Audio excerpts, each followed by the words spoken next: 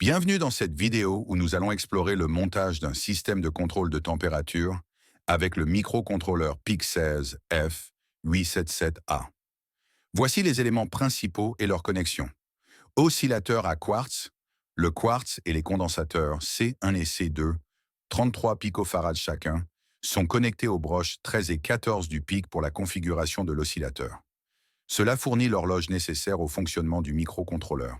Un potentiomètre, RV1, est utilisé comme capteur de température simulé avec une plage de 0°C à 100°C.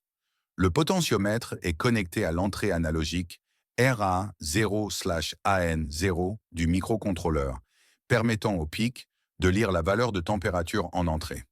Afficheur LCD 16/2, le module LCD LM016L est connecté au piquier pour afficher des informations. Les broches de données D0 à D7 et les broches de commande RS, RWE du LCD sont connectées au pic pour permettre le contrôle de l'affichage. Ventilateur et résistance chauffante, deux sorties du microcontrôleur connectées au LED pour indiquer l'état de contrôle d'un ventilateur et une résistance chauffante selon la plage de la température mesurée. Maintenant que nous avons vu le schéma de câblage, passons à la programmation sur Micro-C Pro for Peak. Voici le code permettant la configuration des broches pour la connexion d'un afficheur LCD au microcontrôleur PIC 16F877A. Ce code est essentiel pour établir la communication entre le microcontrôleur et l'afficheur LCD. Cette partie du programme montre la fonction principale main pour initialiser le programme du microcontrôleur. Variables. Deux variables. Lecture et température sont définies comme des entiers longs, tandis que C, D et U sont des entiers, représentant les centaines, les dizaines et les unités de la valeur de la température à afficher sur le LCD. Les registres TRISB et TRISC sont configurés à 0, définissant les ports B et C en mode sortie. La fonction LCD init initialise l'afficheur LCD. Ensuite, la commande LCD CMD LCD cursor off désactive le curseur de l'écran LCD et LCD out 1,1 température.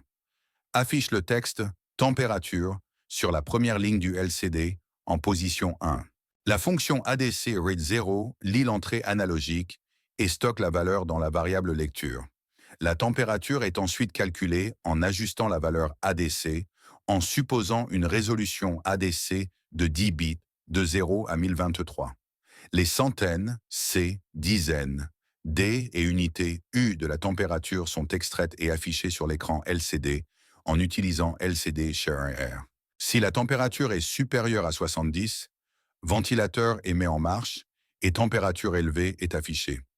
Si la température est inférieure à 20, résistance chauffante est mise en marche et température basse est affichée. Si la température est comprise entre 20 et 70, ventilateur et résistance chauffante sont à l'état arrêt et température normale est affichée. Amusez-vous bien avec la simulation sur Isis de Proteus et si vous avez des questions, n'hésitez pas à demander dans les commentaires.